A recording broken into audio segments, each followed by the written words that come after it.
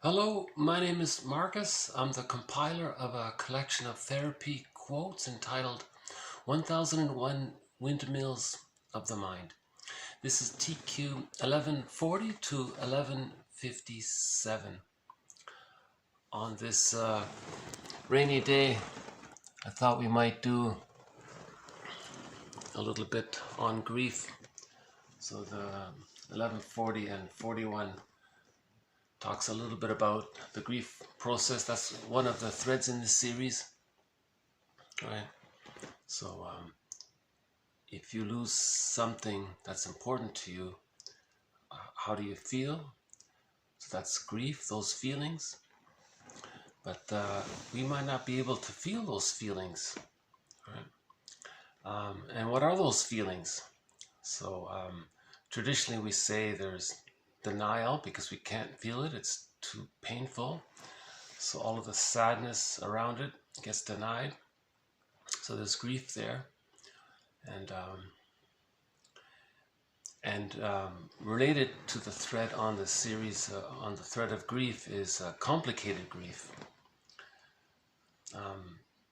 So that means that a person stays in denial constantly. They don't, even after some period of time, they still don't want to admit the loss, right? Or the loss is recognized decades later. That's delayed onset of grief, right? But it shouldn't take decades or that long. Usually you recognize it within a year, let's say. So the theory around complicated grief. Well, let's talk about grief in general first, and then we'll come back to complicated grief. Okay, 1140, the first one here. Grief, a sacred sadness. To accept the reality of the loss, to experience the pain of grief, to adjust to an environment in which the lost one is missing, to withdraw emotional energy and reinvest it in another relationship.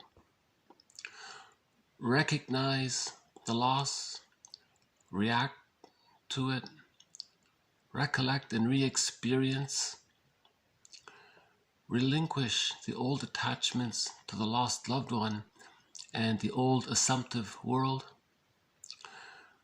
readjust to move more adaptively to the new world without denial, and reinvest your love in new relationships.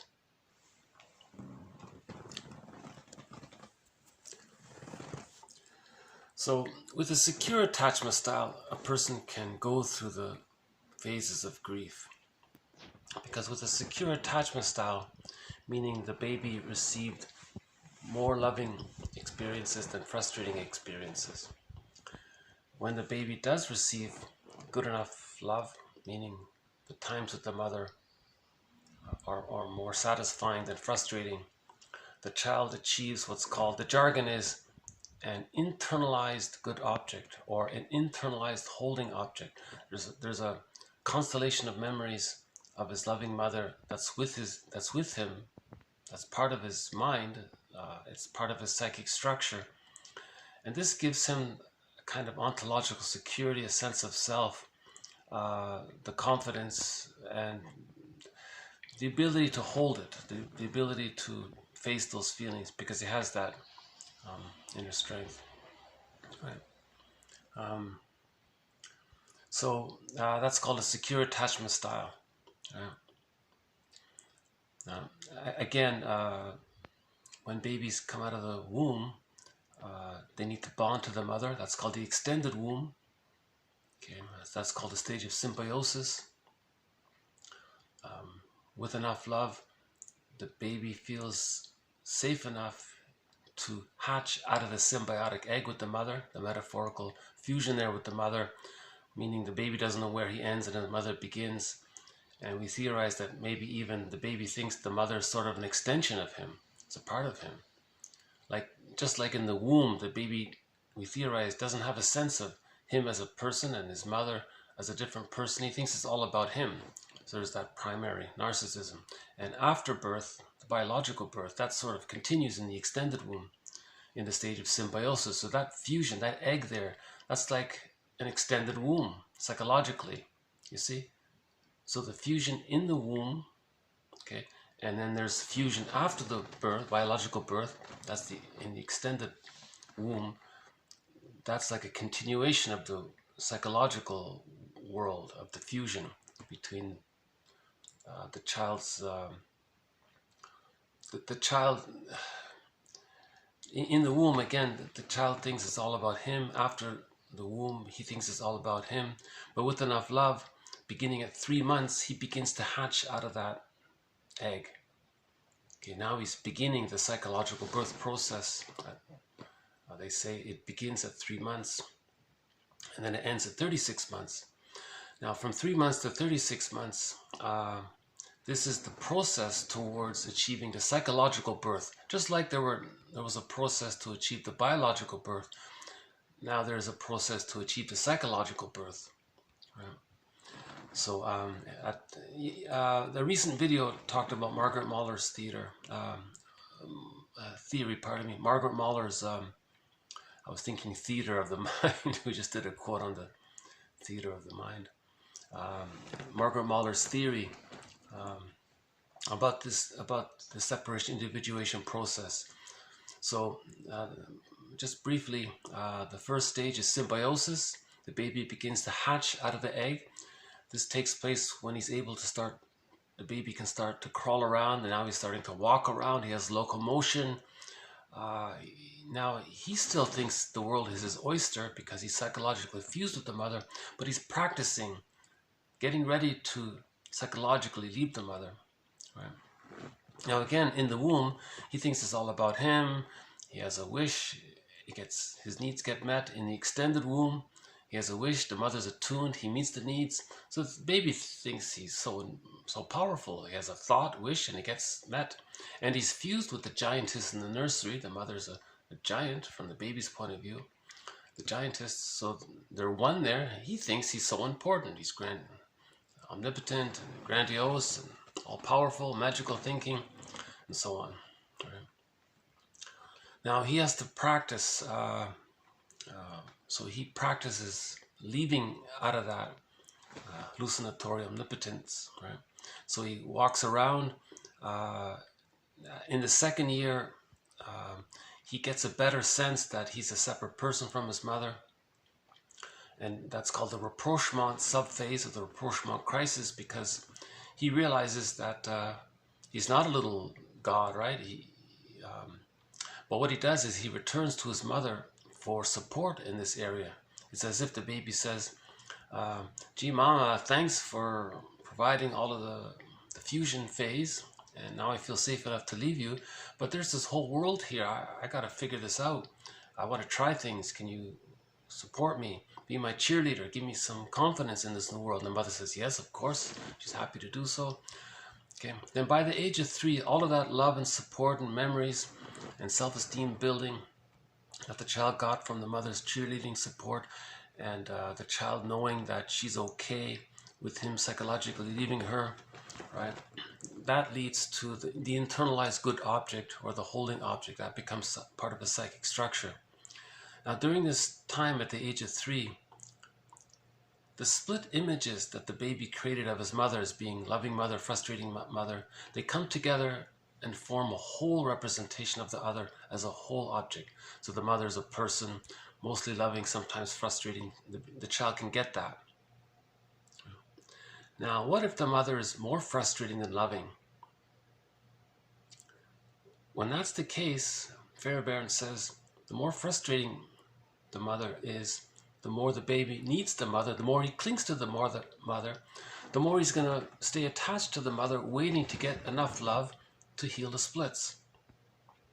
Now, if that's stuck there, that means the child is still using the splitting defense mechanism. Splitting precludes whole object relations, and whole object relations, meaning the mother is a whole person, the child is a whole person in the psychological internal object relational theater in the inner world. Um, that whole object relations is needed for the psychological birth. The psychological birth is needed to mourn losses. Now, splitting precludes the ability to mourn losses. If a person doesn't mourn losses, that can lead to complicated grief, aggravated grief, prolonged grief, chronic sorrow, pathological nostalgia, melancholia. That can lead to that stress on stress. And someone said that can literally enlarge the amygdala. And if the amygdala is enlarged, that makes the person more susceptible to the fear response to stress. And that can lead to soul loss, burnout, nervous breakdown. And late in life, if that doesn't get healed, it can lead to one becoming a curmudgeon, not an elder. So the curmudgeon is miser, and he's greedy, he's stingy, bitter, all that we know about the curmudgeon. So he wasn't able to mourn any of his losses in his life. He was stuck at the fixation level, the fixation being the rejection level of not getting enough love during the symbiotic phase. He didn't get his symbiotic needs met. Therefore, he didn't get enough love to leave the symbiotic stage. And if a person doesn't get enough love, that's too stressful. How does the child cope with that?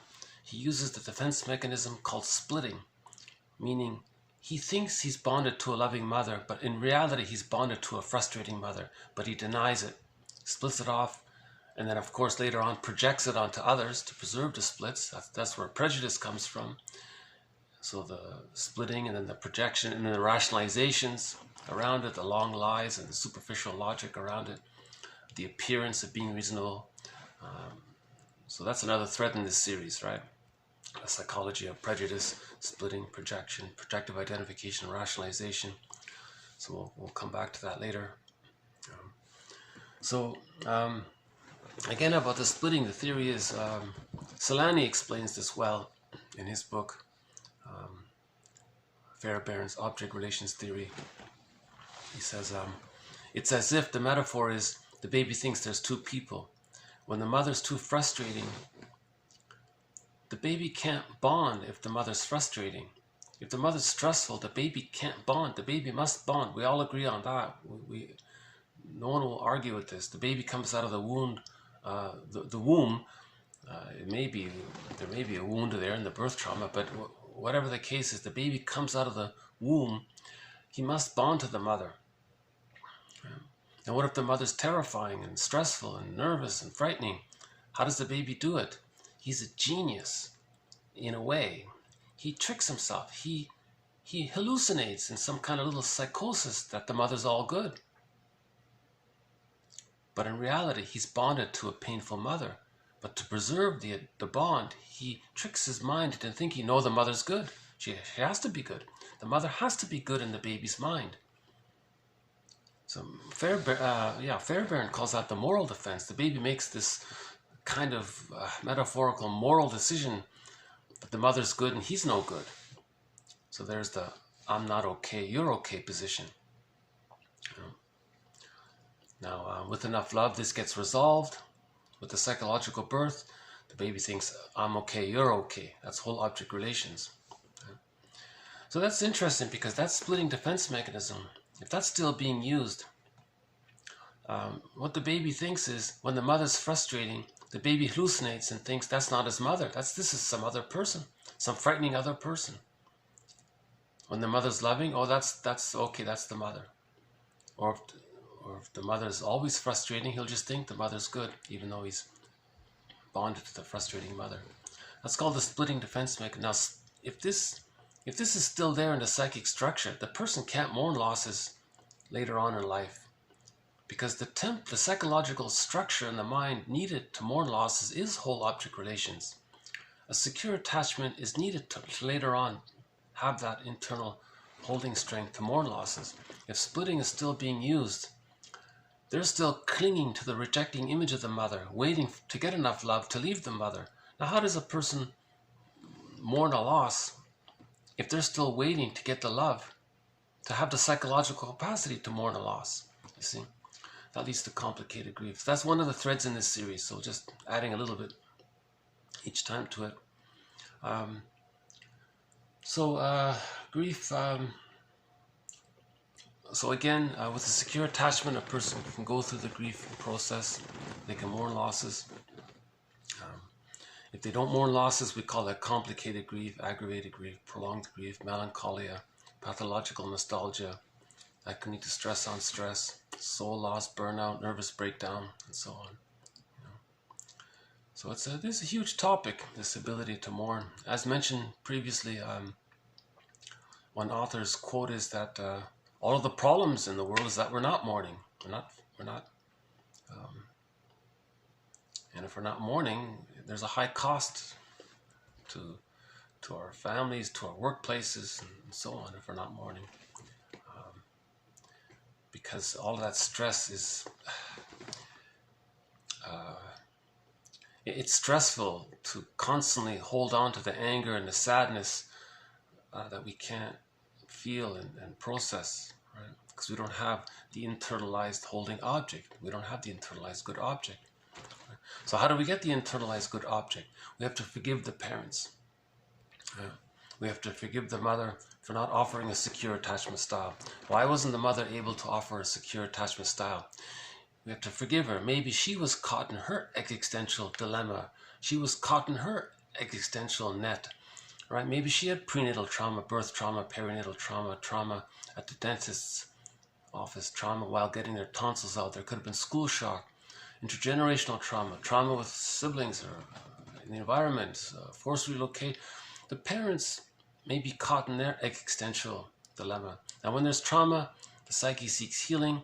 So the positive intention is that the psyche replays, repeats, reenacts the past in the present to try to master the pain so it's not so painful. It doesn't work after the age of 5. It's Sisyphus, it goes awry, right? But that's sort of the positive intention. Yeah. So the idea is to be aware of this positive intention and then have a little compassion for ourselves and for others, you know.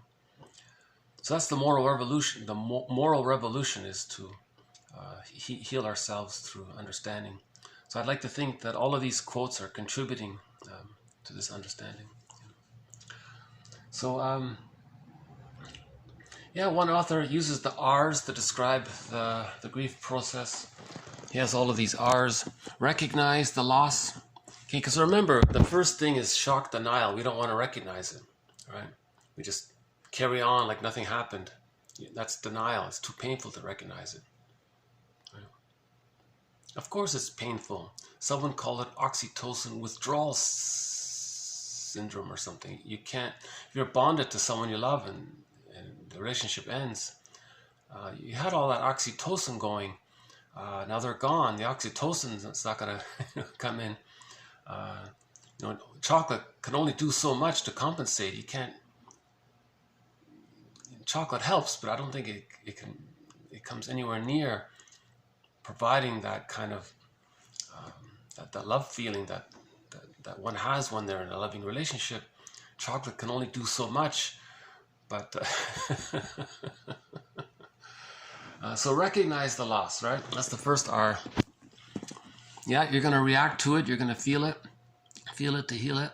Go through the anger and the bargaining and the pleading and wondering and right, you go through all that. Okay, part of that is you're going to recollect and re-experience. Yeah, one author says part of mourning is more about remembering than forgetting.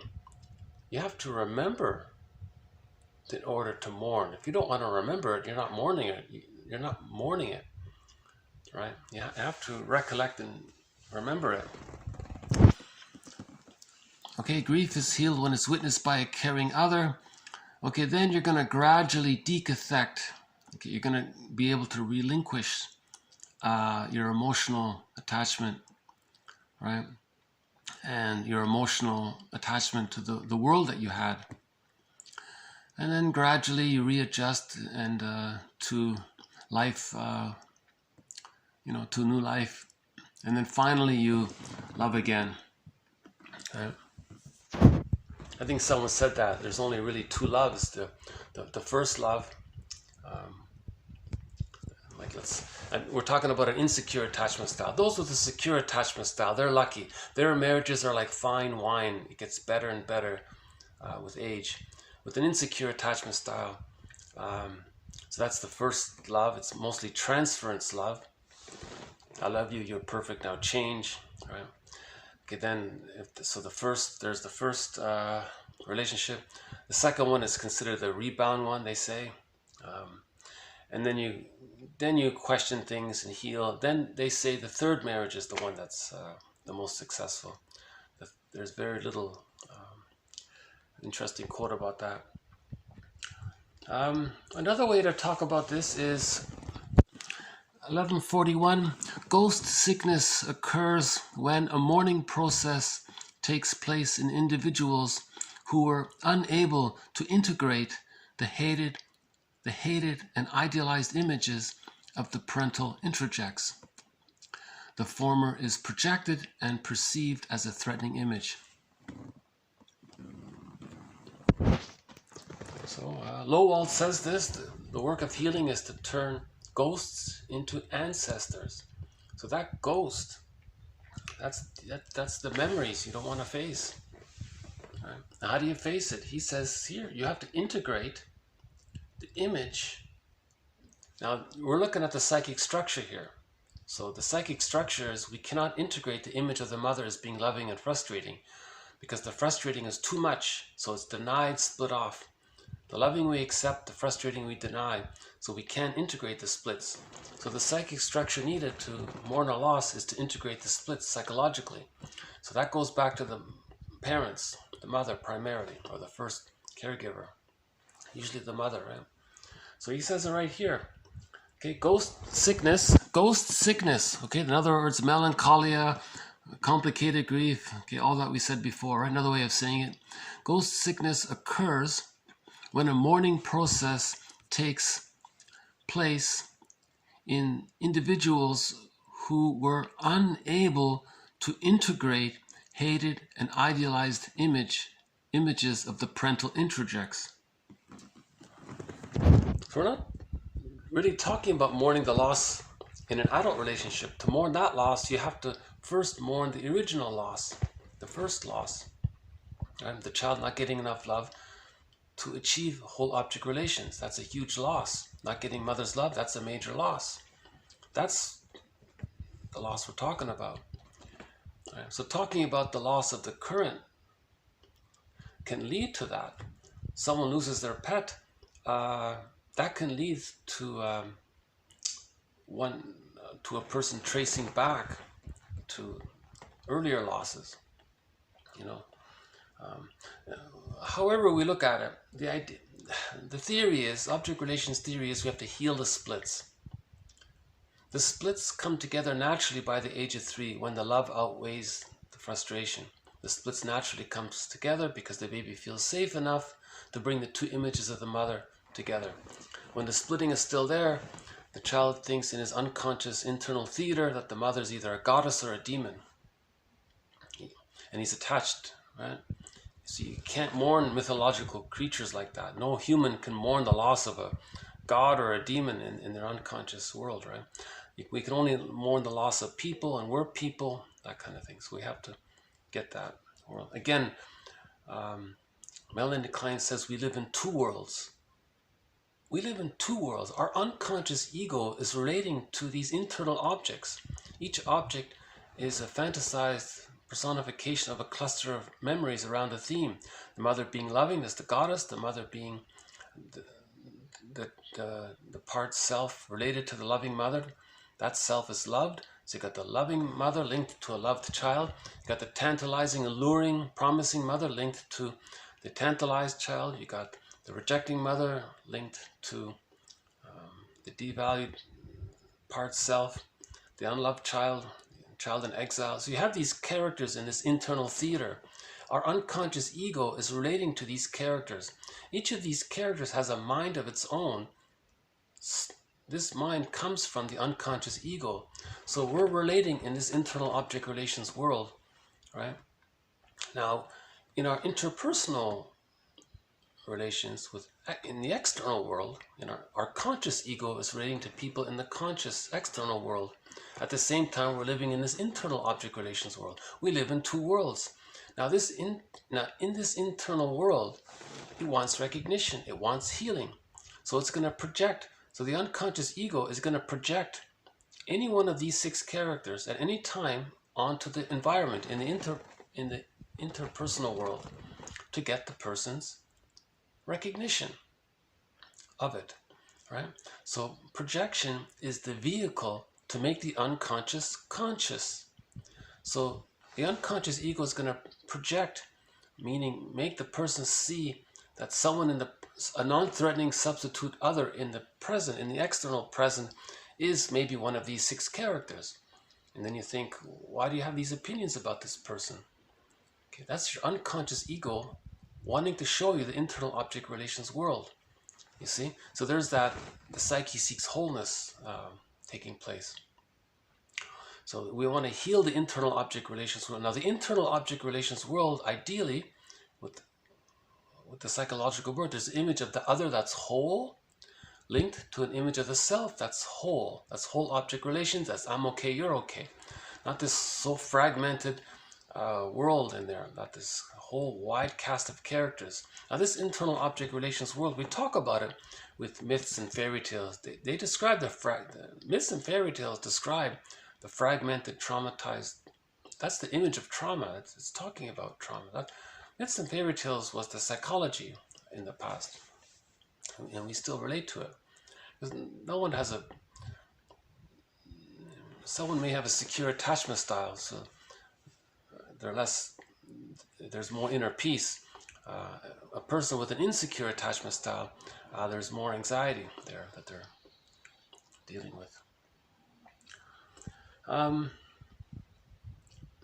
May I refer you to the core collection? I feel like I explained this point better in the core collection.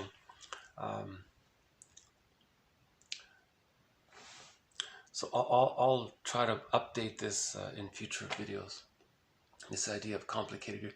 Okay, the next one is sort of a philosophical question.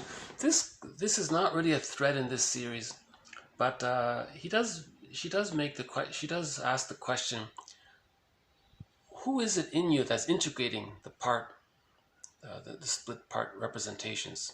So we got the loving other, tantalizing other, rejecting other. These 3 part representations of the other. Who's the one that links all these 3? Now you got the 3 part selves. You got the loved self, you got the tantalized self, hoping and waiting, and then you got the rejected self. By the way, someone said, if a woman is tantalizing, usually she's rejecting. So that tantalizing, rejecting, that usually goes together. So, and then you want to get those 3 part self-representations into a whole image of the self. That's called whole object. Now that's needed for the psychological birth, meaning that the child's life force can decathect to the rejecting image of the frustrating mother, and now it can cathect to the whole self-representation. It feels safe to do that. So she's saying here, well, there is a certain I-ness involved in all of this. So she says here, self-experience. We feel there is an I capable of uniting the opposites of love and hate. Self-experience occurs in the space in between all the opposites, a space that enlarges as we live into and from it. Okay, so there is this sort of central sense of I-ness that's able to unite the opposites of love and hate, right? Now, when the love outweighs the hate, it's harder to do. When the when the hate outweighs the love, it's harder to do. The I, that central I, has more work to do. When the love outweighs the hate, the I has an easier job of doing it. But it's this sort of central I that's trying to heal the opposite, to heal the splits, right? One more on splitting. splitting is seen as a defense against inner or emotional conflict and unbearable anxiety, and as an alternative to normal synthesis of the good and bad parts of the self-object representation. This defense is not confined to any specific diagnostic category. So there's the phrase there, the normal synthesis of good and bad parts of the self and the object. It's a normal synthesis. When a child is loved enough, he sees that his mother is a person, mostly loving, not perfect, makes mistakes, that's okay. And the same thing for himself. He has self-compassion, compassion for others, empathy for self, empathy for others. This is the natural state of affairs. It's I'm okay, you're okay, we're all humans, no one's perfect. Love your wounded neighbor with your wounded self, something like that. Emily Dickinson or something. So he says here splitting is a defense when there's too much anxiety. Now in general, when something's too painful, the most primal defense mechanism is the splitting defense. This good, this all bad. The baby thinks, right? So how does the baby manage it when the mother's so frightening? Oh, that's not my mother, she's all bad. But my real mother's all good. Now the more frustrating the mother is, the more idealizing to compensate the goddess is. That's why it's so exaggerated. The goddess and the demon, things are so exaggerated. The baby thinks the frustrating mother's like a demon. Again, when the mother is frustrating, the child thinks in images. This is pre-verbal. Now the theory is it's called primary process thinking. The child might have these exaggerated, frightening images of the mother because his own pain and anger towards not getting his needs met gets infused with his image and memory of the mother because he's blurred there, he's one there. So the image becomes something frightening, like a frightening animal, or a demon creature, or a witch, and all that. And then to compensate, you have this idealized, supreme, beautiful, heavenly goddess to be. It has to be good enough to hold that, you see.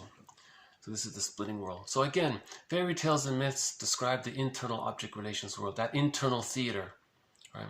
Every character in a myth and a fairy tale is one psyche. Just like you wake up in the morning and you recall that you had all of these dreams. All of those dreams were from one psyche, were from your psyche. Similar idea with myths and fairy tales. They all come from a psyche. All of the characters belong to one psyche. So, right. So that's how we understand the internal object relations world. So what is a secure attachment style? How do we get that?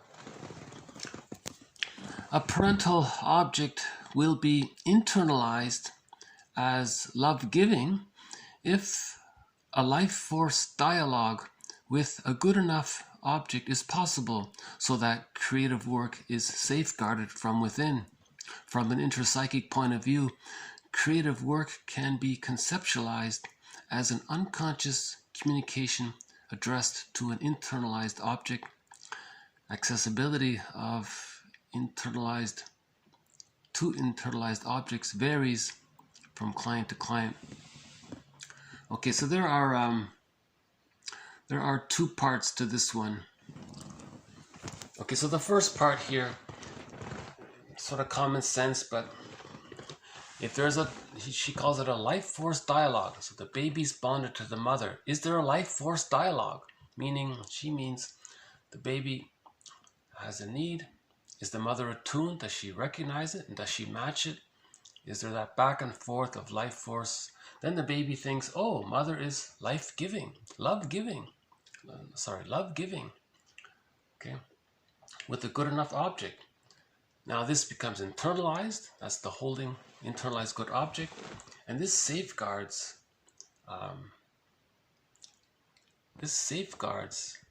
in the future, if the child wants to express his real self, it safeguards it. You see, the internalized good object. So in a myth or fairy tale, that'd be like this fairy godmother or something. It safeguards, it protects your ability to express yourself. Right? So later on, when the psychological birth takes place, so you read Masterson's book, The Search for the Real Self, then the person has access to a part of himself called the real self. Now this part of the person allows the person a wide range of affect. Therefore, if a person wants to mourn losses, the real self will allow the person to mourn losses. The real self will allow the person to know his unique individual wishes and to feel okay to self-activate and to set goals and express himself. The real self allows the person to have warm, caring relationships with others without these wildly exaggerated fears of abandonment or engulfment. So the real self you see, now the internalized good object safeguards the person when they're expressing their real self, when they're activating their self-activation of the real self. They want to be creative or intimate, do what they like, know what they like. It safeguards that. The person asks themselves, what do I like? The holding good object supports the person. I'll support you. Oh, now I know what I like. So it supports that. If we don't have that holding good object, then we don't know what we like, what are our hobbies. This person doesn't know what they like, they're confused, frustrated, those kinds of things. They can't be close in relationships because they have these exaggerated fears of either being abandoned or engulfed. So they can't be close to people. That can lead to the Peter Pan syndrome or the Peer Gynt, the Don Juan, and so on, and the female versions of it, and so on. This second part here talks about the writing. If a person is being creative, this internalized good object safeguards the person's creative expression. Right? Now, if there is some kind of complications, when a person is using their artwork, he says here, they're trying to communicate to this internal object relations world. So in other words, art is an attempt to heal our childhood. Art is an attempt to heal the splits. Art is an attempt to support the love side in terms of understanding and recognition and validation to bring the splits together. You see? So artwork is appealing. We're unconsciously drawn to artwork because it's facing this fairy tale world within. It's trying to heal it, to make it peaceful and harmonious. You know, that's what he was saying here. So his point here is that creative work can be conceptualized as an unconscious communication addressed to an internalized object. So a person does some creative work. Maybe he's trying to talk to the wounded child within. Everything's going to be okay. Or to the witch within. So he's communicating to those 6 characters just mentioned. Artwork is having a dialogue within, trying to heal this, because an original good enough dialogue didn't take place. There wasn't a good enough original love-giving, life force dialogue that didn't take place between the mother and the baby. Right? So now artwork we're trying to give ourselves that, you see. We're trying to heal ourselves. So artwork, that's why we say artwork is sort of therapeutic. We're trying to heal ourselves. Another one on writing here. Most writing is engendered out of a feeling of loss and nostalgia, a desire to memorialize what we have experienced and where we have lived. I would add grievances, disappointment, and disillusionment, and to make sense of one's experiences. Goethe said, "Everything I write is a fragment of a great confession." Everything I write is a fragment of a great confession. One also writes to be confirmed, to be attended to enter into a special dialogue. Creativity in the arts is used to affirm the sense of the artist's worth as a person. Right? The last one there. Creativity in the arts is used to affirm the sense of the artist's worth as a person. Okay, so the artist doesn't just want recognition for his work. He wants to be recognized as a person. He wants to be seen and loved as a person, not just appreciated for his productions. But those productions, those artwork productions, okay, superficially, maybe we can memorialize something, okay. He's saying it's much more than that. You're talking about your grievances, your disappointment, your disillusionment at the mother, usually, or the father not doing anything to step in. We had that quote recently where the Jocasta mother overly possessed the child, and the father was sort of disappointed with all this and said, fine, take the child, give me my freedom. So you might be angry at the father for not stepping in to protect the child, right? So there could be grievances. Trying to make sense of it all, trying to understand what happened. So Goethe says, everything I write is a fragment of a great confession. So grief is healed when it's witnessed by a caring other. He's trying to be his own caring other, his own caring witness. So again, Goethe is the one that wrote Faust Part 2. So briefly, once again, in that Robert A. Johnson's book called Transformation, he talks about the 3 levels of consciousness: two-dimensional man, two-dimensional consciousness. That's the Peer Gynt, the Don Juan, the Playboy, the Playgirl. Two-dimensional conscious, selfish greed, repetition, compulsion, Sisyphus, right? Then there's 3-dimensional consciousness. Okay, now you're questioning things. Now you're looking at the second self of the unconscious, that bag we drag behind us, right?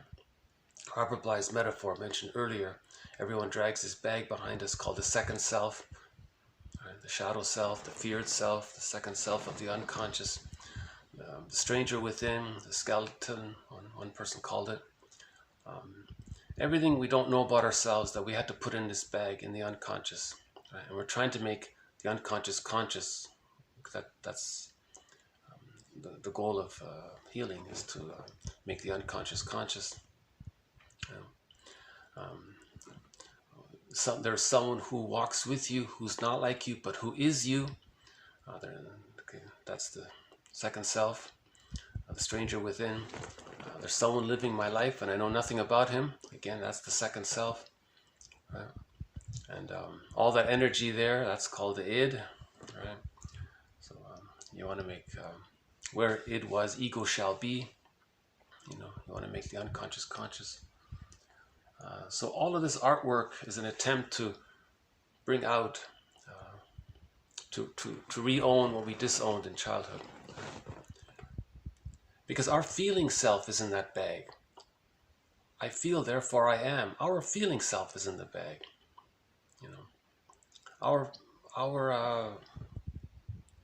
The ability to have whole object relations is in the bag. Our psychological birth is in the bag. The real self is in the bag. So much of who we really are is in that bag. So we want to re-own. That's 3-dimensional consciousness, to do the shadow work, right? And as you do it, and as you succeed, then you integrate and you feel more whole as 4th-dimensional consciousness. And Goethe wrote the story about that, Faust Part 2, as described by in that book.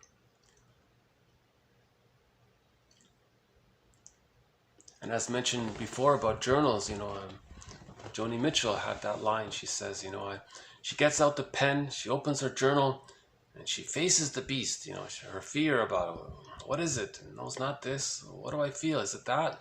What's the resistance to this? And she struggles with it. She faces the beast. That's the feared self. That's the unconscious.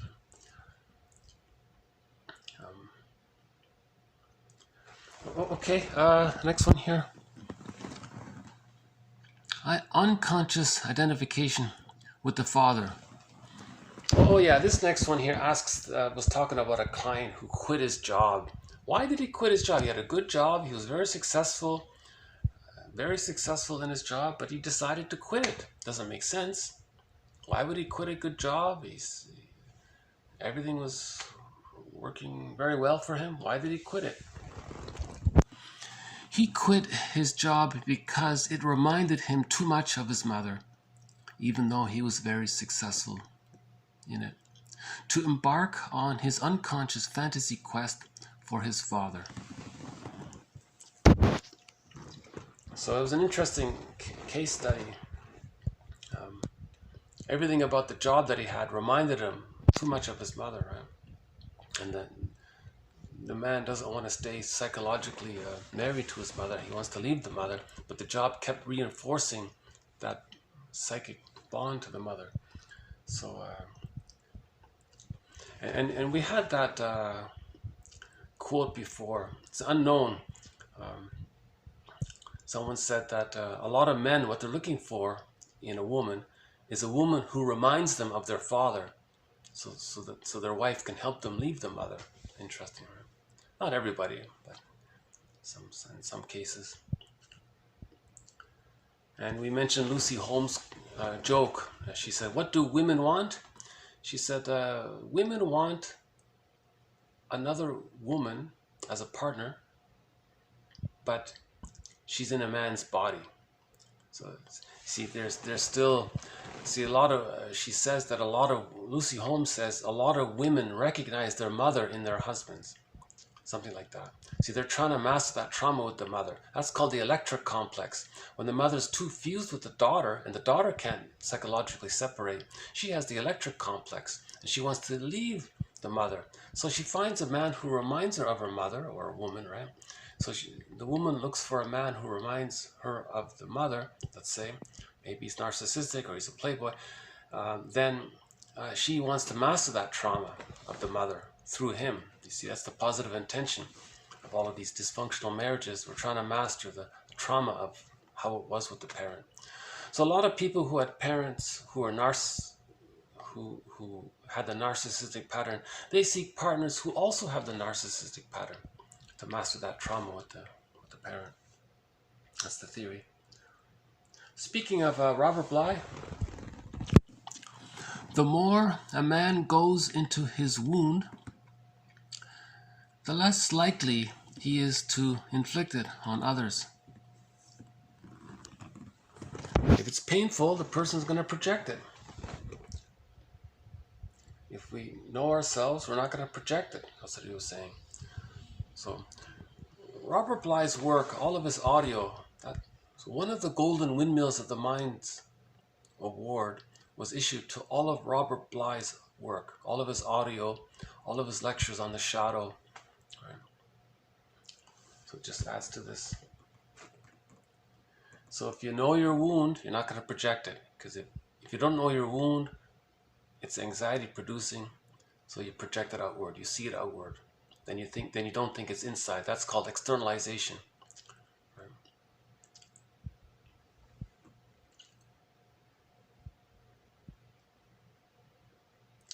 Okay, let's do the next one here.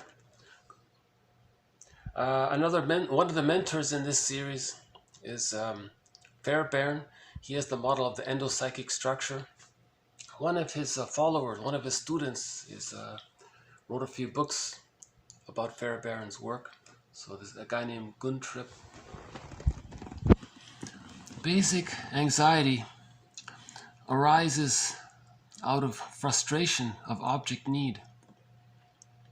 The need for some person or persons to whom we can relate ourselves significantly so that life can be positively enjoyed and come to have a meaning and value. So Fairbairn's most famous axiom is life force is object seeking. Right?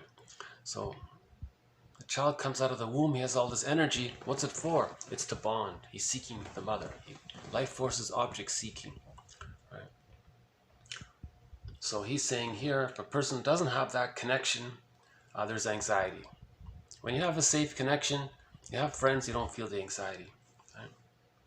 And if you have that connection, life can be positively enjoyed and you can have meaning in life. Now with the secure attachment style, you have access to the real self.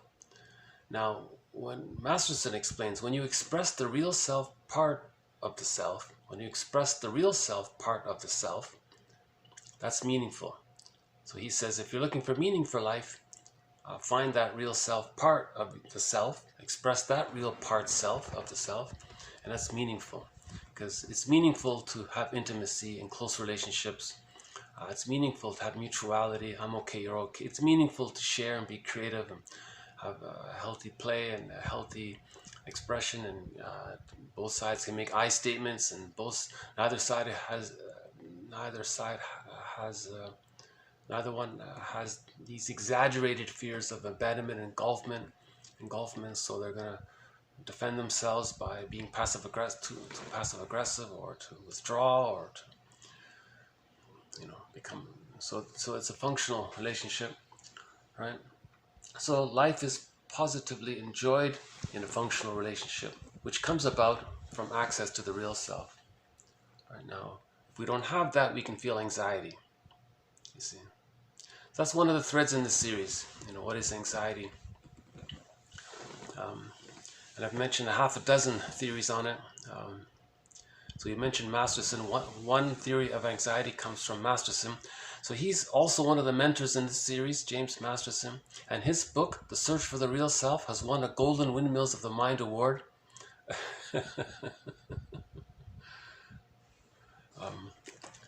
So his famous axiom is self-activation leads to abandonment depression, which leads to defense. So self-activation of the real self. So if a person does want to activate the real self, remember the real self is the part of you that knows what you like and your wishes and your uniqueness. And maybe you want to express your real self, your real part self. That can trigger the original abandonment depression the baby felt when he had a wish and it got rejected. And then when there's pain and anxiety, a defense mechanism is used. So self-activation leads to massive anxiety, abandonment depression, which leads to defense, right? So one reason for anxiety is you're trying to self-activate, then you feel anxiety, right?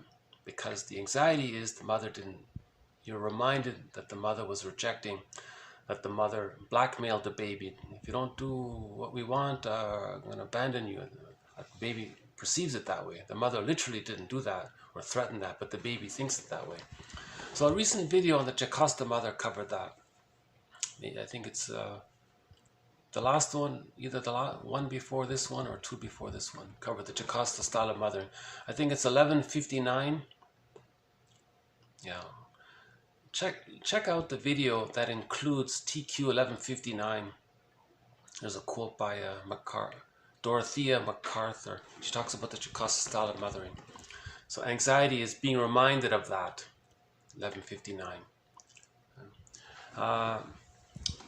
Burglar is another mentor in this series. Edmund Burglar. So those are three mentors, by the way: William Fairbairn, James Masterson, and Edmund Burglar. The other three mentors are Karen Horney, Margaret Mahler, okay, and Melanie Klein. And Robert Bly makes sort of a guest appearance. Now, Edmund Burglar's theory of anxiety is, I've been, all along throughout this series, I've been overly simplifying it. And, yeah, a lot of people have a hard time with this theory. I don't know why, but someone called it humanity's fourth narcissistic injury. It's too anxiety provoking to think about his theory. His theory, and overly simplified, is that when the baby wanted to bond, the baby had a wish, that's step one. Let's say the mother was rejecting, that's step two. Step three, the baby wants to protest, but he can't. He's too small. He can't run around. He can't say anything. He can't do anything. He's stuck there. Okay, so he wanted to protest, but he couldn't. That's step three. Then he felt some kind of defeated feeling somehow. So now those four steps the baby goes through. Again, we're talking about the insecure attachment style. We're not talking about the secure attachment style. So in the insecure attachment style, the baby has a wish, step one. Mother rejects it, step two. The baby wants to protest, but he can't. That's step three. Now he feels, let's just say, the unlived life or defeated. I'm not sure what to describe that. Now, that's a trauma. When there's trauma, the psyche seeks healing. The mechanism, the positive attempt at healing is what's called the repetition compulsion. The child's going to repeat, replay, recreate that kind of scenario to master that, to get it right. to get a better outcome, to not feel the pain of it, because it's too painful to always have that horrible memory. So the child gets older, let's say he's an adult. Okay, now he wants to have a wish. The memory said no. Okay. So by the way, the jargon is the deep memory of those 4 steps just mentioned. Let's just say the record keeper is the superego. Okay. So now as an adult, the person wants to express his real self, has a real wish. He doesn't know what it is. The superego says no. That's steps 1. That's step 1 and 2. Now in step 3, the baby couldn't protest, but now as an adult, he has motor skills. Now he can protest. But what is he going to protest? He's got to protest. But he can't protest the original problem. The superego said no already. Right? So Burglar has this metaphor of the courtroom at this point. He says that a compromise is made between the person's soul, his step 3, his lawyer, the judge, and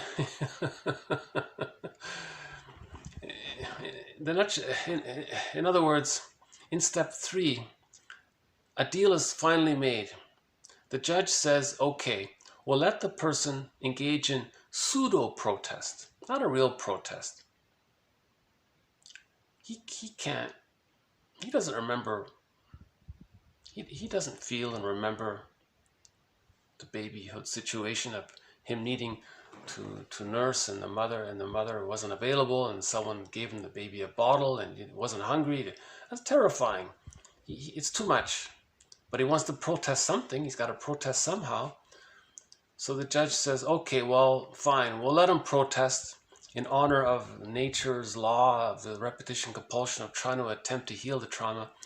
But what's he going to protest? So the soul's lawyer says, well, we'll give him some distraction. We'll give him something dysfunctional to do. That'll be like a protest, his dysfunction. The judge goes, all right, we'll let him be an emotional eater or do something dysfunctional or do something he doesn't like, and we'll let him think that his unhappiness is due to that, not the original thing. So we'll give him like a straw man to chase or a red herring to chase or something like that. Right? So that's the deal with this. That's the deal with the superego. Now, if the person engages in some dysfunctional life way of thinking or believing and all that, everything's fine. But the moment he questions that, he will feel anxiety. So that's Burglar's theory of anxiety. His quote is, anxiety arises when you don't square accounts with the superego. The superego said, this is the deal. So what's Burglar's approach? You got to confront this pseudo-aggression. Now this pseudo-aggression, the use of rationalizations, long lies, the appearance of logic, trying to preserve your vanity, your infantile megalomania, you're trying to preserve your narcissism, but you're not facing the real issue. So if you confront all of these self-lies, then the person can gradually accept and digest that when they were a baby, that their needs didn't get met. Now they're angry there. Then you got to forgive the mother for that. Realize that she was caught in her existential dilemma. Go through that process. All of that's called the working through process, the mourning working through process. It can take years and years. It can take 15 years. If you can find someone who's done it, someone said it can take 2 years with a proper therapist, the analytic therapist. It can be done in 2 years, I heard. So, okay, so just a little more on anxiety. Anxiety means you're afraid and you don't know why. It's in the unconscious. You don't remember the mother rejecting the baby, your needs when you were a baby. You don't, but that's where the anxiety comes from. The threat of a loss of love, the threat of punishment from the mother, and so on. So most anxiety is unknown. It's unconscious, right? And there are a couple of other theories, but I'll just leave it at that. Okay, just shift gears a little bit. one of the threads in this series, I haven't developed it much yet, so I'll start to develop this thread, is just on world proverbs. Proverbs from around the world. Proverbs that seem to have a little bit of a psychoanalytic perspective. Okay, a couple of proverbs from around the world. What you wish, you readily believe. What you wish, you readily believe. That's pretty self-explanatory, right? A tale half told is the father of many lies. He that pities another remembers himself. He who has lost his oxen is always hearing bells. The views of wise men are pretty much the same. A mouse is always wrong when arguing with a cat. He who teaches a boy teaches three: a youth, a young man, and an old one. The camel never sees his own hump, but that of his brother is always before his eyes. That last one reminds me of the Aesop fable. The Aesop fable is everyone has two bags. One bag's in the front, one bag's in the back. And the bag in the back represents the person's own flaws. And the bag in the front represents the other person's flaws. And that's why he only sees other people's flaws. He doesn't see his own flaws. So that bag in the back, that's similar to Robert Bly's metaphor of the shadow. Right? We could talk a lot about these proverbs. You see, okay, I'll leave it at that. They're good proverbs. I think they're great proverbs. Okay, the next one here. One more on splitting. Okay, good. Another case of splitting is that of a mother who divides her ambivalent feelings between two children, one of whom appears to her as ideal and the other as insufferable. A woman often recognizes her mother in her first husband. Oh, okay, correction. That wasn't Lucy Holmes, the one about the woman who recognizes her mother in her first husband. So this was from Hendrika Halberstraat. But the first part here, so the splitting defense mechanism. The child has memories of mother being loving, mother being frustrating. Now, we create an external world to deal with the anxiety of this internal split. So a mother may have two children and say, one child, you're all good, the other child, you're all bad. That relieves the mother of not facing the good and bad within. She creates it outwardly and gets them to demonstrate it. Child number one, I'm going to support you, that you're all good. Child number two, I'm going to kind of sabotage you to make sure you're all bad. And then she feels relief from the anxiety of facing the internal splits. Now, if she had whole object relations, both children would be successful, happy. But if she has split object relations, one's going to be good, one's going to be devalued. That's her theory there. A positive projection can be something you admire in another person because it is undeveloped in your own life. So yeah, that's okay. So we had that about the golden projection. So remember, a lot of our golden qualities, called the golden art, is in the bag. Something that's a potential of your own, but it got undeveloped. That got put into the bag. You see someone else demonstrating the thing that you could be doing, and then you overvalue it because it's undeveloped in yourself. So you're getting in touch with yourself. Right? That other person, someone's metaphor is that other person is serving as a psychic safety deposit box. You're projecting your golden trait onto someone else who's shining and doing great things, and you admire them. That's to tell you projection is confession. You spot it, you got it. Projection is the vehicle to make the unconscious conscious. So if you admire something in another person, that person is confident, that person is fun and creative and confident. You might have that yourself, but it's undeveloped, but you admire it. You admiring it, that's a positive quality. It's also an opportunity to see what's undeveloped in yourself. Okay. Next one here. Compulsive repetition brings neither pleasure nor mastery. Okay, that's a good quote. That's a good follow-up to Sisyphus. I had a video about Sisyphus and it didn't get uploaded, so I got lost. So I'll just briefly mention it here. So I don't think I have it. There's in the story of the Odyssey. So again, the Odyssey is all of the characters represents one psyche. So when Odysseus visits that hell place, he sees all sorts of things. Now in the novel based on the Odyssey, the Ulysses sees Sisyphus in that hell place. Now that's a metaphor of the repetition compulsion, the person's own repetition compulsion. So if you recognize that you're doing the same thing over and over again, okay, he says it right here, it's painful, it doesn't bring pleasure, it doesn't bring mastery, it's repetition compulsion gone awry. It's a secondary delusion to think that you can repeat something in the present right? It's like you're trying to travel back in a time machine to change the past. You can't change what happened in childhood.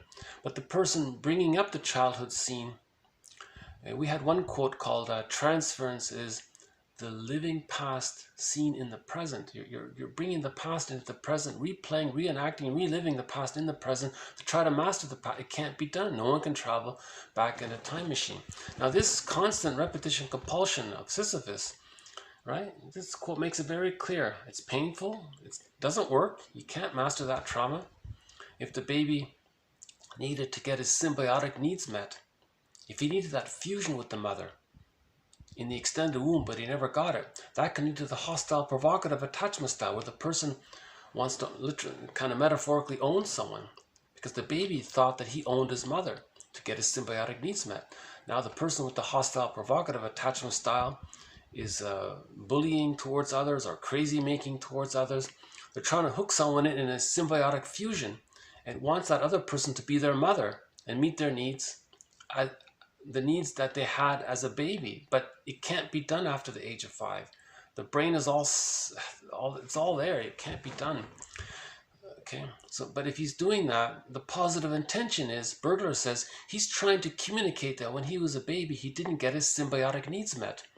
The person with the bully pattern or the hostile provocative attachment style, all that aggressive, all that hard activities, he's trying to communicate that he was desperate as a baby to bond to his mother, but the mother didn't offer it. Now in the repetition compulsion, he can't master that by doing it in the present. But what he's, at the very least, he wants to communicate that he didn't get his symbiotic needs met. So anybody with that bully pattern or that aggressive, he's trying to say that when he was a baby, the mother didn't merge with him, didn't fuse with him. Yes, he got fed and he got the bottle and maybe the schedule, but he didn't have that life force dialogue, that fusion there.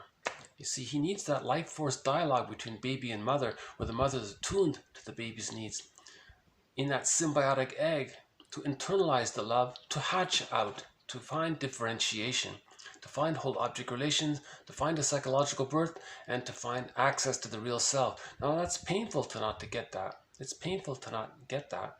So he's trying to, because when there's a lot of pain, that's anxiety. Defense mechanisms are used to deal with anxiety. His defense mechanism is to be provocative towards others, to coax others, to harass others, to annoy others. It's as if he wants to find someone who will fuse with him. It can't be done. He's trying to communicate, Bergler says, that he didn't get his fusion needs met. Right? So that's why that's a good quote here.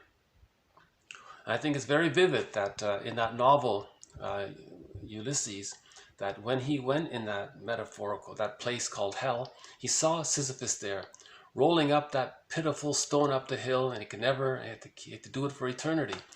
So that graphically demonstrates how no one is healed by this repetition compulsion. there's a positive intention behind it. The psyche seeks healing, and that's our conscious ego's job to recognize that, to give ourselves self-understanding and care and so on, right? To build the ego that way. So we have to understand ourselves. When we say know thyself, know the conscious self and know the unconscious self, right? That's the moral revolution, to know thyself, to know both sides. Okay, let's shift gears here a little. Okay. Okay, we'll just move into pop culture here. A popular self-help book says, when two people marry, it isn't just two people. Each of us has within him or herself a child of the past who sees in the other adult the promise of fulfillment of past longings. It would undoubtedly be helpful if young people were taught that 4 are indeed involved in any marriage. In any marriage, 4 people are involved. The man and his inner child, the woman and her inner child.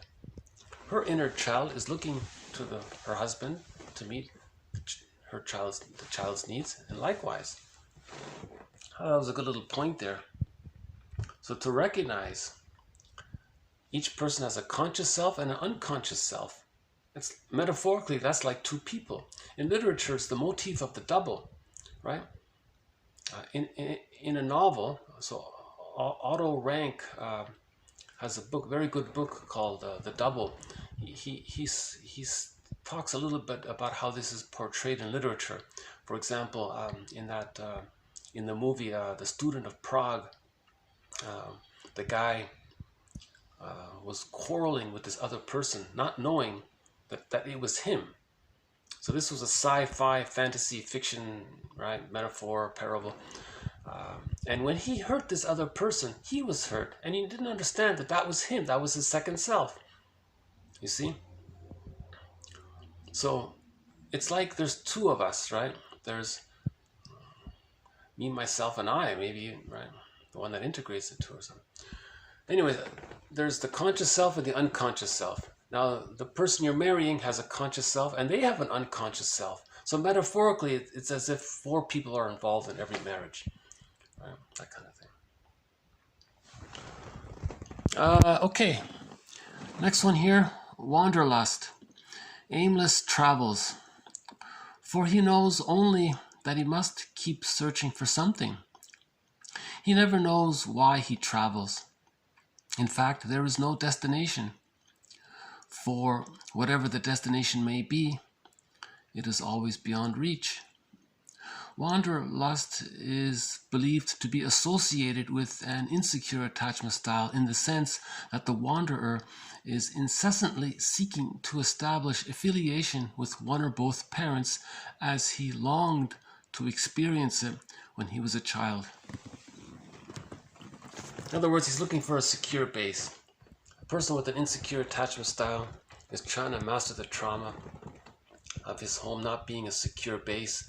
So he's wandering, going to city to city or town to town or country to country, wandering.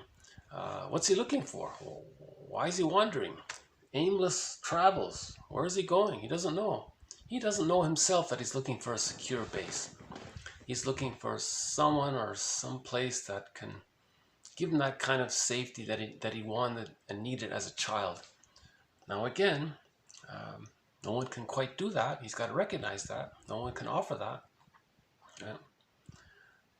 Compulsive repetition brings neither pleasure nor mastery, but that's sort of the positive intention of his aimless travels. Now again, this is not the traveler who, writes in his journal and understands himself and he's enjoying exploring. We're not talking about the true traveler. We're not talking about the tourist taking a holiday, having a rest or something. We're talking about this sort of aimless maybe he's an expat or something, or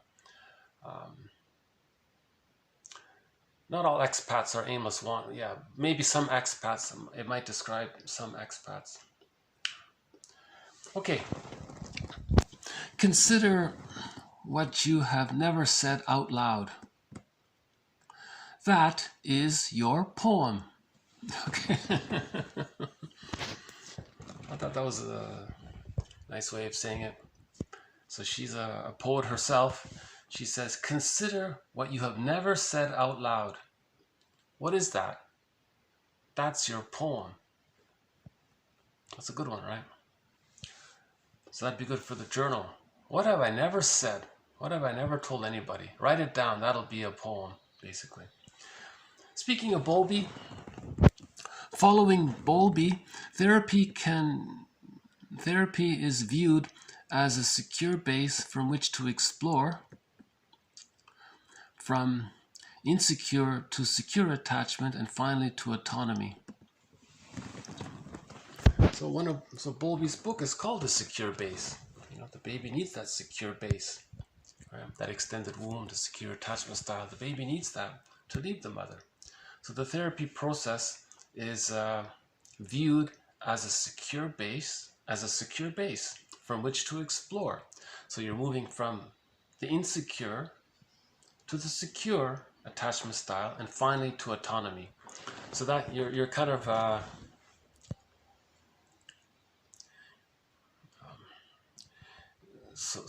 in other words, to find yourself in general, the baby. Man's main task is to give psychological birth to himself. Now the baby got the psychological birth from the secure base, from the secure attachment. Now if he didn't get that, he has to get that somehow. So he might go to therapy. Now the therapy process, that's a secure situation, right? Now he's going to explore and mourn and cry and learn about splitting and projection, projective identification, rationalizations, reaction formation.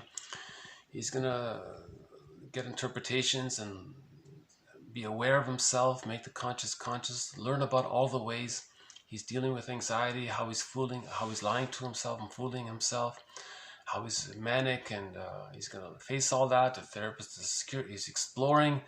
Okay, he integrates all this. Now he starts to cry because he feels safe. Okay, now finally he'll begin to self-activate. The therapist is there. He'll be like a cheerleader. When the therapist is a cheerleader, Masterson calls that communicative matching. He'll sort of match that and support that, because the therapist, that's his job, to help the person achieve the psychological birth, right? And so on. Okay, we'll just do one last one here. A phrase from the Tao Te Ching. A serene, inexhaustible fullness of being. One of the Golden Windmills of the Mind Award was issued to Ursula Le Guin's rendition of the Tao Te Ching. I think she did a great job. That's a great book, the Tao Te Ching. I think nearly every self-help person references the Tao Te Ching. It's a great collection of poems. There are hundreds of different renditions of it. I like hers. And in reference to poem number 37, she referred to the poem. She has a line in the poem, and it caught my attention. She said that, the line is, a serene, inexhaustible fullness of being. Maybe that's the Tao, the way, the self that unites the opposites. So who unites love and hate within? Who is this I? This I can be described as being a serene, inexhaustible fullness of being. Interesting phrase. We had another phrase from the TV show Longmire. He has a phrase called the enduring perplexity of existence. So he was sort of like a cowboy kind of guy, and he fell in love with this medical doctor, an intelligent woman, and she said to him, gee, what are we going to talk about if we become a couple? And he said, well, we'll talk about the enduring perplexity of existence. So he was trying to appeal to her mind, because she was a thinker, kind of. Actually, I wasn't sure why he was interested in her, but anyway, it was just a story. So that was one phrase that was interesting. The enduring perplexity of existence. So another poetic phrase, the second poetic phrase, maybe that'll be a new thread in this series, just little poetic phrases. So let's start a new thread here. So a serene, inexhaustible fullness of being. The first image that comes to my mind when I hear that phrase is the heron. When I see the heron exactly embodies this phrase. The heron, a serene, inexhaustible fullness of being. Maybe most animals have that, but the heron really has that. That's one of the companion animals in this series. So the blue jay, the fox, the crow, the heron, and the mosquito. So we don't see the blue jay today, but nor the fox. Not even the crow came by, right?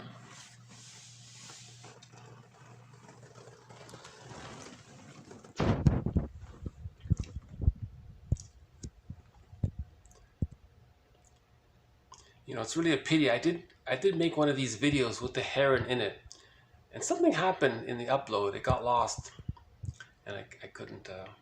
The video got lost. I couldn't. So it's a pity. So in the future, I'm gonna have a video with a heron in it. Somehow, I'm gonna. I want to capture the heron in one of these videos. Beautiful birds. The greatest grief song, in my humble opinion, is a song called Kuma Husu. The singer is Devrim Kaya. Devrim Kaya, Kaya. That's her family name, Devrim. D as in David, E-V-R-I-M as in Mary. Devrim Kaya. She wrote a song called Huma Kusu. That's the greatest grief song. I won't play it now. I did play it a couple of times at the beginning of the series. There were a few quotes on grief, and I played that song. That's a great song. One of the, if I had the chance to vote, I would put that definitely within the top 5 or 10 greatest songs of all time. So I'll just play, if it's okay, a song that sort of is on the theme of grief. It's not really a big hit song or a famous song, but the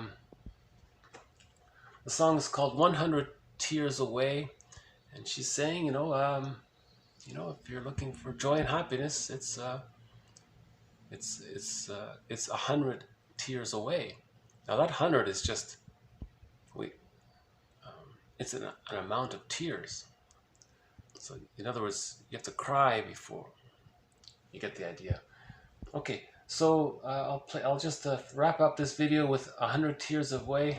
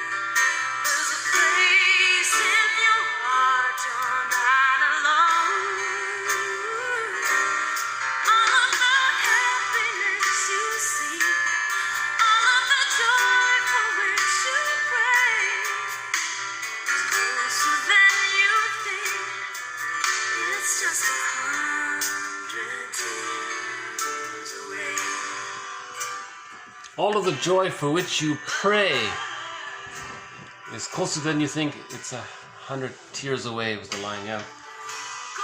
So thank you very much. This has been TQ 1140 to 1157. Grief, a sacred sadness. A sacred sadness, it's spiritual. Spirituality is feeling. Someone said if feeling is not involved, you're missing the spiritual. But you have to accept the loss, accept the sadness about it, the abandonment, depression, the anger, and you go through the stages of grief. It's not always linear. It can be circular. It can come around, and you digest the loss bit by bit over time. It's a gradual process. The cup holds the spring water. We want to build the cup. The cup is the ego. The spring water is in the unconscious. One metaphor of the unconscious is the ocean or the spring water. Whenever there's a spring water or a river or any kind of ocean, that's a metaphor for the unconscious, this vast unknown. Right? And you get the cup, that's your conscious understanding, and you can drink a little bit from the cup, the spring water. Right? And then we can cry, you know, because we feel safe, we have understanding. Then we cry. All that stress we've been carrying, we can let some of that out.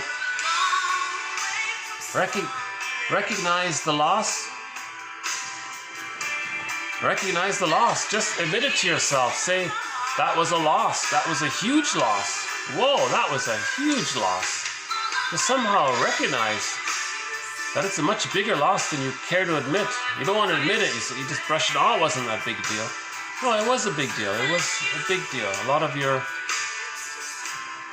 emotions were metaphorically invested in that relationship or that environment and so on.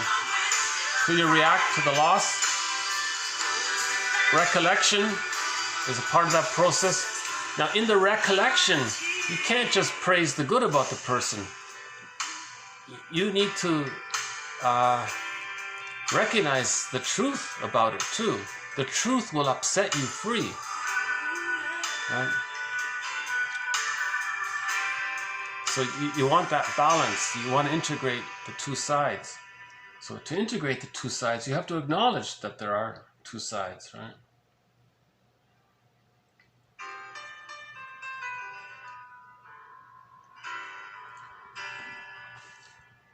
Okay, we talked about one metaphor for this is the ghost sickness. That means complicated grief. And so those, the sadness is stuck there. It's a ghost. The ghost is ill, you know. You want to turn the ghost into an ancestor. To do this, you need to build the cup. How do you build a cup? You got to integrate good and bad, love and hate, hope and disappointment.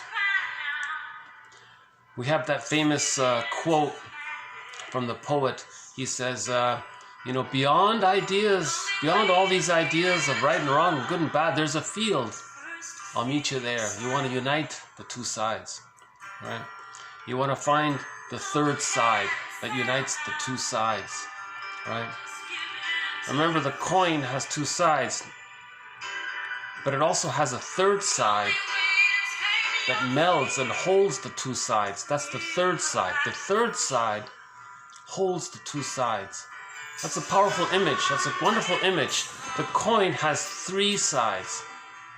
One of those sides holds the two sides. So we're looking for that third side. Right? That's the whole object relations. Right? All the happiness. Okay? You got to find the third side. To find the third side, you got to acknowledge the two sides. You can't just keep denying the one side, projecting it outward and say it's not yours, it's yours. Projection is confession. Prejudice is confession. Your idealization is a confession. Right? Idealization, devaluation, that's confession. It's in the bag. It's painful. We want to own it. We project it so that we can know what we're projecting. Projection is the vehicle of making the unconscious conscious. Lachlan calls it the mirror defense. You're putting it out there. Now it's like, it's for you to see it as if it were like a mirror for what's within. Okay? That's the moral revolution. Man's main task is to give psychological birth to himself. Burglar's very direct. He just directly says, you're responsible for your unconscious. Put it that way, he says. You know?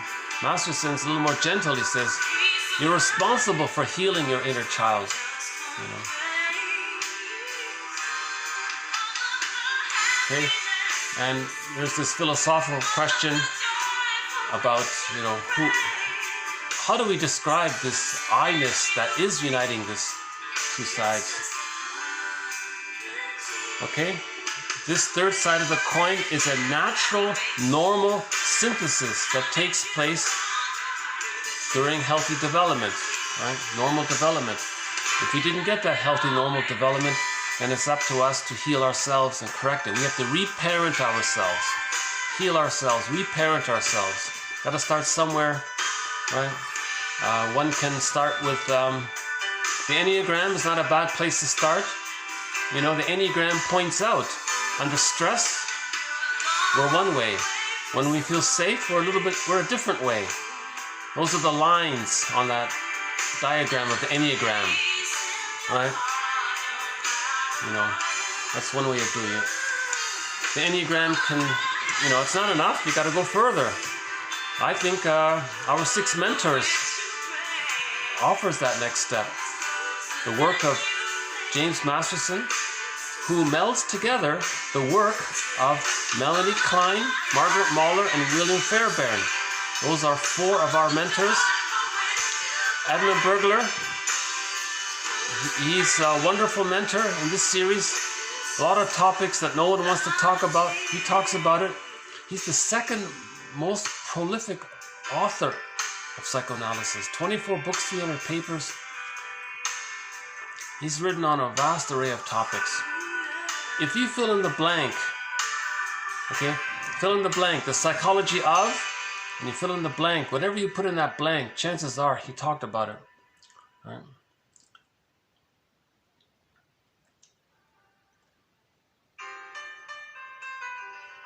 And Karen Horney is our humanitarian. So in the poster of the 6 mentors, on the front row in the center is Karen Horney. She's the humanitarian. She keeps it all human. She says, you know, remember we're humans first, and these are all theories. Even the curmudgeon can love, and she calls the curmudgeon the hard-boiled egg. Even the hard-boiled egg can love somehow in some way. So let's not be too... these are approximations. These are all hypotheses, these models. So this series is based on the work of these 6 mentors, and Robert Bly makes a guest appearance now and then. So overall, we can say it's object relations theory overall. So this series is about object relations theory, how we live in 2 worlds, this internal object relations world, and how it gets projected into the external interpersonal relation world, so that we can heal the internal object relations world. Again, that movie, 2 Worlds, that French fantasy comedy, it's a French movie, it's a fantasy, it's a comedy. The guy went into this metaphorical world within, and when he healed his fairy tale world within, his personal world in the current life got better. It's a great metaphor, not a bad movie, called 2 Worlds, 2007 I think, or 5, or somewhere in there, 2000 and something, with English subtitles. The synthesis, so psychosynthesis, we're looking for a psychosynthesis. Psychoanalysis is psychosynthesis.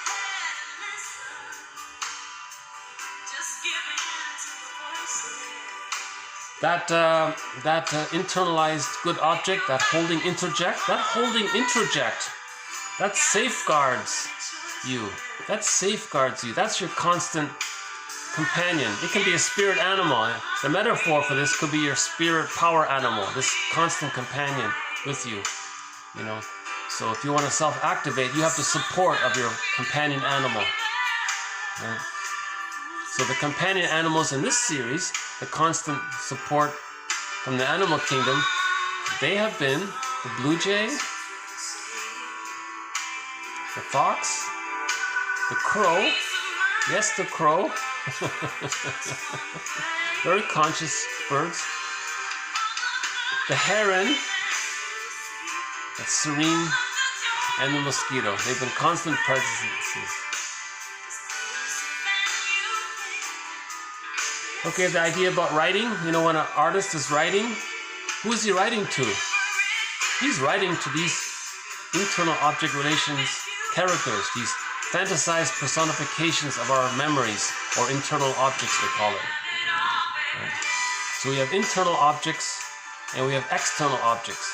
An object just means your emotions are connected to someone or something, a place, an idea, a thing. Anything you like or love or have an attachment to, that's an object, right? You can be attached to an idea, a place. If your favorite food is no longer available in the supermarket, you might feel disappointed. So that was like an object in a way, you know, not just an actual object, but it was a psychological. You had a connection to it. So any kind of emotional connection to something, whatever that something is, including people. Usually it's people. That's an object. We have internal objects, memories based on people. Yeah, the guy was looking for his father, so he quit the job. Robert Bly, the more a man goes into his wound, the more he faces the truth, the less likely he is to blame others. Put it that way.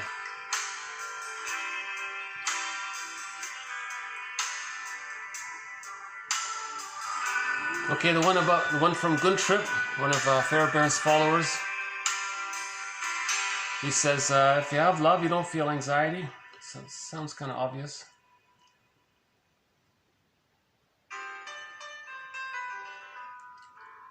Yeah, on this rainy day, this is a good song for this rainy day.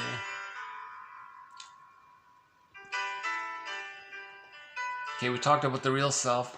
Okay, we had a few proverbs, some good ones. Here's a great one. A tale half told is the father of many lies. Now, when a person's using rationalizations, they're only going to give you a few crumbs of truth. The best way to tell a lie is to include a few crumbs of truth in it, because we want to believe it. What you wish, you readily believe. So those few crumbs, you want to believe it. Then you ignore the lie. You see, so you gotta think about these things. These are good proverbs.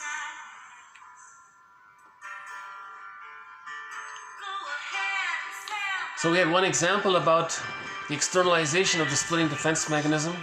The woman idealized one of her children and devalued one of her children, and that reflected her internal object relations world. Right? So why is one son so great and the other son is such a mess? The mother did that unconsciously to not deal with the anxiety that when she was a baby, the mother was more frustrating than loving. So she externalizes the rejecting mother and the devalued self onto the child who's suffering, and then idealizes the other one. Right? See, women need self-awareness. I think more women really should engage in some self-awareness. Huh? Okay, the golden shadow. If you idealize someone or something, you know, that potential is in you, but it's undeveloped. And you're projecting what you don't know about yourself onto the other and idealizing it so that you can recognize that it's in you, right? You know, this singer, she sort of did her own thing. You might admire her for that, you know. So you might admire this singer for kind of doing her own thing. And speaking about the singer, this album, called The Radical Light, I think. It's her second album. This album includes the original version of the song Searching for My Soul. So that song, Searching for My Soul, the original version of it is on this album, the same album that you're hearing this song on.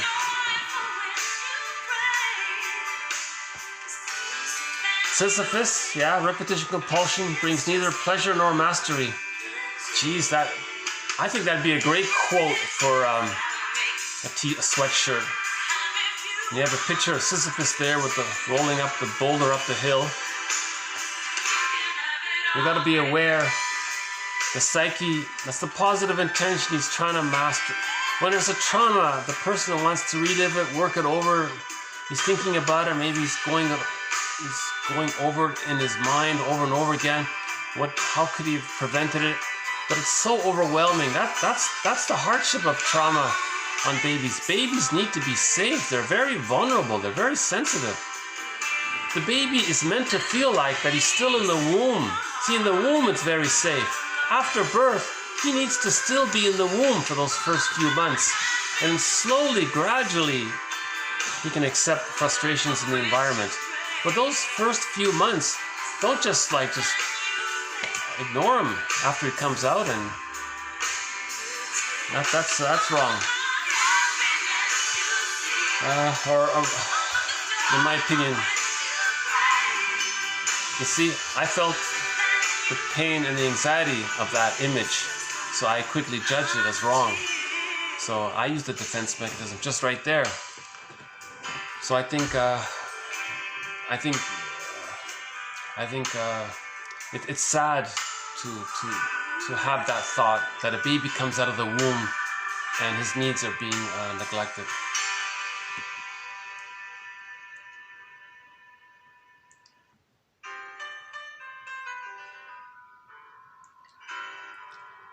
Okay, we had the idea that when you're getting married, 4 people are involved in a marriage. You, your unconscious, or your inner child, your memories that's in the unconscious. Something to consider. Maybe during the ceremony, maybe it's spoken. Do you and your unconscious side, or do you and your inner child accept this person and their inner child?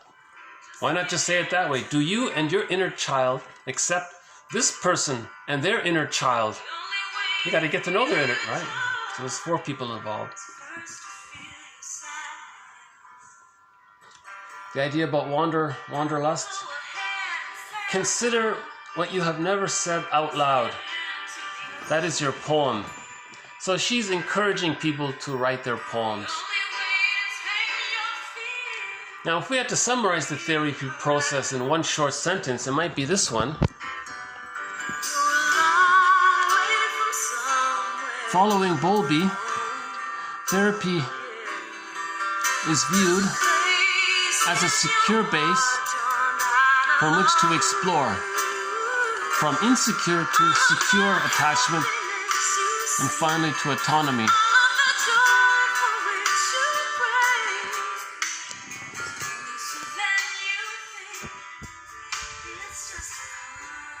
And within everybody is a serene, inexhaustible fullness of being. You know, maybe my admiration of the heron, my idealization of the heron, that represents that what I believe about the heron is undeveloped in me. You see? So that's a golden projection. Your positive thoughts and sentiments about someone or anything outside, that reflects that it's undeveloped in yourself. So I certainly would like to develop and get to know and discover my own serene, inexhaustible fullness of being. This is embodiment. You're connected to yourself fully.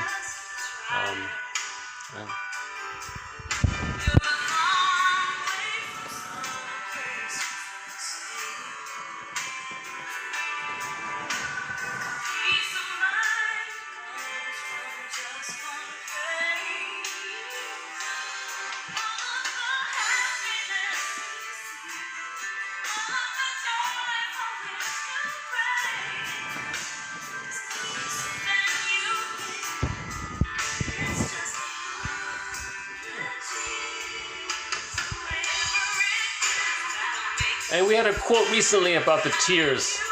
One author said, one quote said, if someone is crying, maybe to facilitate, you might ask the person, what's inside those tears? Oh yeah, the example was the person was crying and she didn't know why she was crying. So the therapist said, what's inside those tears? So the image was there's more about it. Get in touch with the tears. So what's inside those? Your feelings are inside those tears. Get in touch with your feelings inside those tears.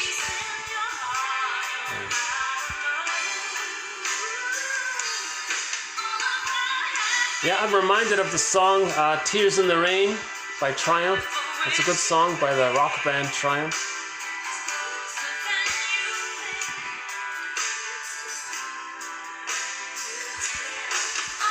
So first searching for our soul.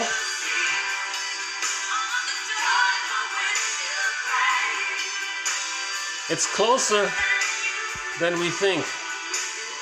It's just a grief, 100 tears, a grief process away, a mourning process away. So we build ourselves up for that. So all of these quotes, I think, is preparation. You know, we're building the cup. We're building the cup. Thank you very much. This has been TQ 140 to 157. Bye for now. More to follow. We'll have more proverbs and more quotes and more songs. And we'll have I'm going to try very hard to get a glimpse of the heron in one of these videos. I'll keep trying. Okay, thanks again. Bye for now.